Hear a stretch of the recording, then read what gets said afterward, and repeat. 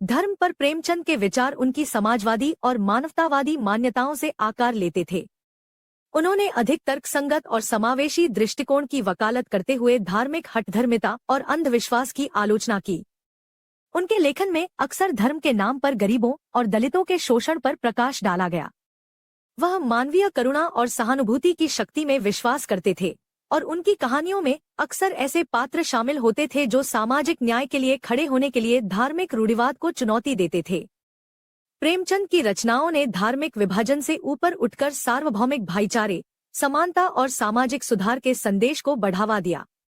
धर्म पर प्रेमचंद के विचार इस प्रकार हैं। मैं एक इंसान हूँ जो इंसानियत रखता हो, इंसान का काम करता हो। मैं वही हूँ और ऐसे ही लोगों को चाहता हूँ। मैं उस धर्म को कभी स्वीकार नहीं करना चाहता जो मुझे यह सिखाता हो कि इंसानियत, हमदर्दी और भाईचारा सब कुछ अपने ही धर्म वालों के लिए है। उस दायरे के बाहर जितने लोग हैं सभी गैर हैं, उन्हें जिंदा रहने का कोई हक नहीं। तो मैं उस धर्म से अलग होकर विधर्मी होना ज्यादा पसंद करूंगा।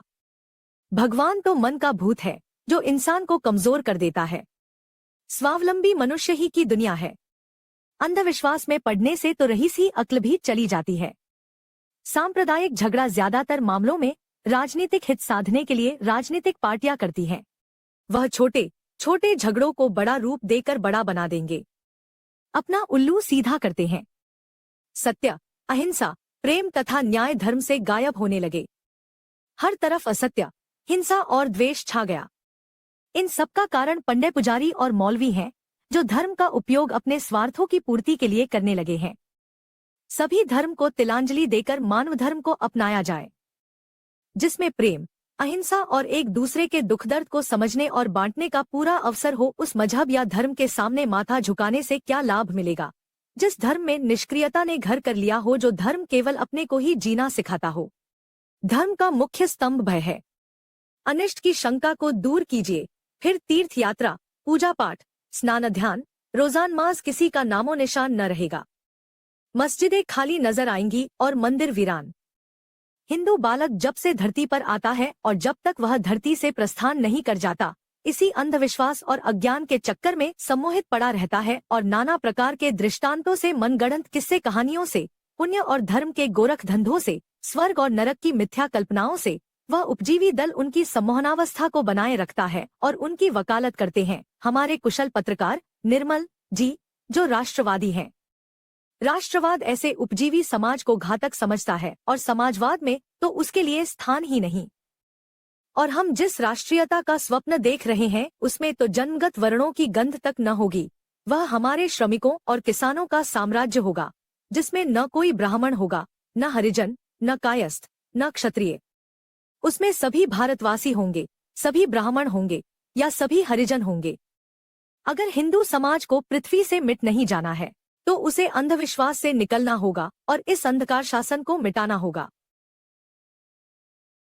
सांप्रदायिकता सदैव संस्कृति की दुहाई दिया करती है। उसे अपने असली रूप में निकलने में शायद लज्जा आती है, इसलिए वह उस गधे की भांति जो सिंह की खाल ओढ़कर जंगल में जानवरों पर रौब जमाता फिरता था, संस्कृति का खोल ओढ़कर आती है।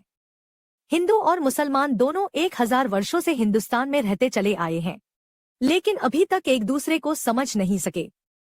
हिंदू के लिए मुसलमान एक रहस्य है और मुसलमान के लिए हिंदू एक मुअम्मा, पहेली। न हिंदू को इतनी फुर्सत है कि इस्लाम के तत्वों की छानबीन करे, न मुसलमान को इतना अवकाश है कि हिंदू धर्म तत्वों के सागर में गोते लगाए। दोनों एक दूसरे में बेसिरपैर की बातों की कल्पना करके सिरफुटौवल करने में आमादा रहते हैं। हिंदू समझता है कि दुनिया भर की बुराइयां मुसलमानों में भरी हुई हैं, इनमें न दया है, न धर्म, न सदाचार, न संयम।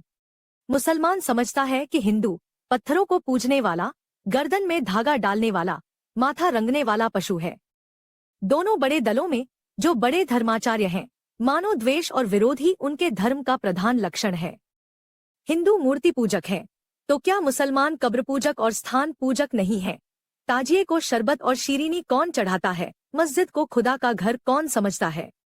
अगर मुसलमानों में एक संप्रदाय ऐसा है जो एक को छोड़कर बड़े से बड़े पैगंबरों के सामने सिर झुकाना भी कुफ्र, धर्म अवज्ञा समझता है, तो हिंदुओं में भी एक ऐसा नास्तिक वर्ग है जो देवताओं को पत्थर के टुकड़े, नदियों को पानी की धारा और धर्म ग्रंथों को गपोड़े समझता है। यहाँ तो हमें दोनों संस्कृतियों में कोई अंतर नहीं दिखता। खानपान को ही लीजिए, अगर मुसलमान मांस खाते हैं तो हिंदू भी 80% मांस खाते हैं। हिंदुओं और मुसलमानों में फिर क्या पहनावे में अंतर है? सीमा प्रांत के हिंदू और मुसलमान स्त्रियों की तरह कुर्ता और ओढ़नी पहनते उड़ते हैं। हिंदू पुरुष भी मुसलमानों की तरह कुला और पगड़ी बांधता है। अक्सर दोनों ही दाढ़ी भी रखते हैं। बंगाल में जाइए, वहाँ हिंदू और मुसलमान स्त्रियां दोनों ही साड़ी पहनती हैं। हिंदू और मुसलमान पुरुष दोनों कुर्ता और धोती पहनते हैं। तहमत की प्रथा बहुत हाल में चली है, जब से सांप्रदायिकता ने जोर पकड़ा है। हिंदू अपनी संस्कृति को क़यामत तक सुरक्षित रखना चाहता है, मुसलमान अपनी संस्कृति को। दोनों ही अभी तक अपनी अपनी संस्कृति को अछूती समझ रहे हैं। यह भूल गए हैं कि अब न कहीं हिंदू संस्कृति है, न मुस्लिम संस्कृति और न कोई अन्य संस्कृति। अब संसार में केवल एक संस्कृति है और वह है आर्थिक संस्कृति। मगर आज भी हिंदू और मुस्लिम संस्कृति का रोना रोए चले जाते हैं।